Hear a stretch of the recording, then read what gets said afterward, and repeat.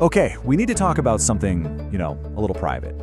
It's that voice you hear when nobody else is around.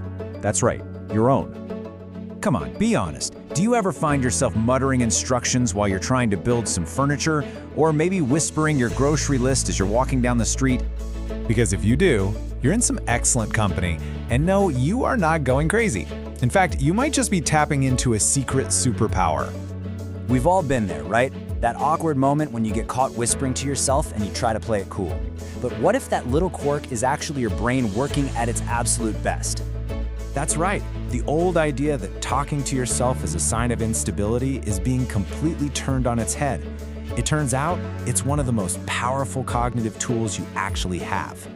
So let's really dig into this. Let's see how this habit goes from being seen as a little strange to a serious strategic advantage for your brain. And this just lays it all out, doesn't it? The old stigma was that self-talk meant you were distracted, maybe a little unstable. But the science, well, it tells a totally different story.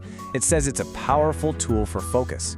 It's the difference between just thinking in circles and making sharp, structured decisions. So how does this actually work? I mean, it's not magic, right?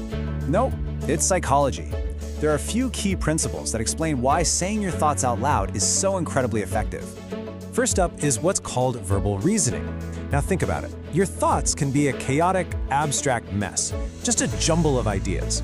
But the moment you turn one of those thoughts into a spoken word, you give it structure. It becomes a real, concrete thing that you can look at, that you can organize, and that you can work with.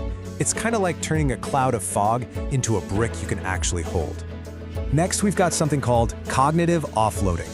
Your working memory can only handle so much stuff at one time. When you say something out loud, you're basically offloading that piece of info into the world around you.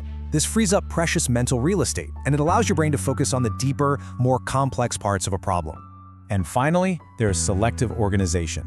When you talk through a problem, you force your brain to prioritize.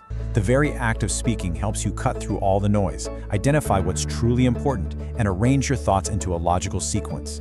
It is the ultimate mental decluttering tool. So you combine these three big ideas, and what do you get? Well, you get some real, tangible benefits that can completely change how you work and think. And this is the crucial part. This isn't just some neat psychological trick. People who use self-talk as a tool actually solve problems faster. They're able to keep an intense focus for longer periods. And like we saw, they tend to make clearer, smarter decisions because they've literally talked themselves through all the options. It's all about taking a complex mass of an idea and efficiently organizing it in real time.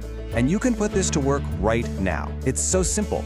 First, just say your problem out loud. Okay, I need to figure out the best way to structure this presentation. Then, just start talking through the steps. Well, maybe I should start with the big conclusion, or no, maybe the historical context first. See, as you do this, you're verbally organizing your thoughts. You'll hear what makes sense and what doesn't, which helps you get to a great solution much, much faster. So the next time you catch yourself muttering away at your desk or in your car, don't stop. Don't feel embarrassed. You should absolutely lean into it. And this quote just nails the whole idea, doesn't it? You are your own best collaborator. By having that private conversation, you're actively clarifying your own mind and unlocking a much more efficient way of thinking. So embrace the habit. It's not a weakness. It's a sign of a brain that's working hard, making sense of the world in the most effective way it possibly can. So I'll just leave you with this question. Think about the biggest challenge on your plate right now. What do you think would happen if you took a moment, closed the door, and just talked it through with the smartest person you know, yourself?